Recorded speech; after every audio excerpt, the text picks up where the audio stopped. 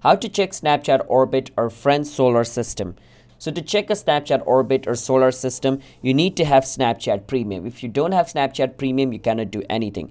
But if you have Snapchat Premium, what you can basically do is inside of your Snapchat, you can just go to your friends at the bottom. And over here, just click on a friend's name or profile picture.